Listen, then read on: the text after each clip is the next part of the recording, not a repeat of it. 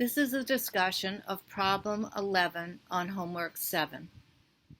A company announced a 1,000 chip trial, claiming that every 18-ounce bag of its cookies contained at least 1,000 chocolate chips. Students purchased random bags of cookies from different stores and counted the number of chips in each bag. Some of the data is shown below.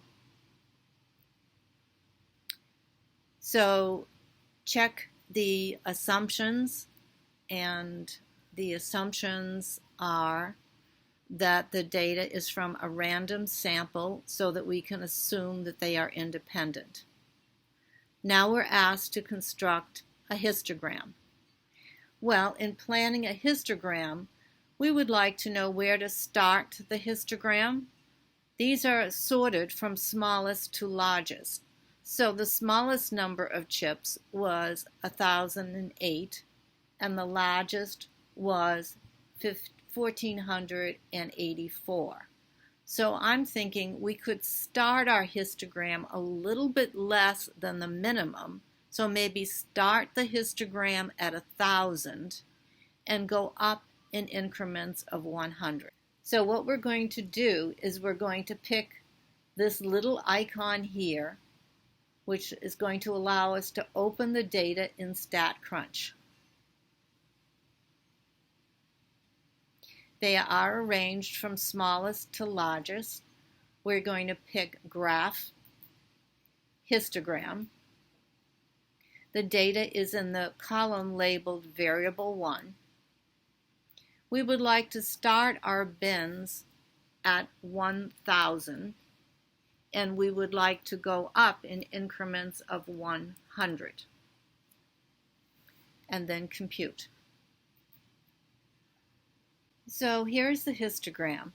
If we compare it to option A, this starts at 1,000, that one starts at 1,000, this one ends at 1,500-ish, this one ends at 1,500-ish. So that's certainly a possibility. So I want to move this window. It's certainly not option B, which is not symmetrical. So let's see if it could be option C. Well, option C, if they're going up in increments of 100, this would be 8, 9, 1,000, 1,100, 1,200, 1,300. That's not correct. So I'm definitely leaning towards option A. Let's pick option A and do our check. Good. What about the histogram? It is symmetric, it's unimodal, and it doesn't seem to have any outliers, so perhaps it's normal. And we're going to check our answer. And that's good.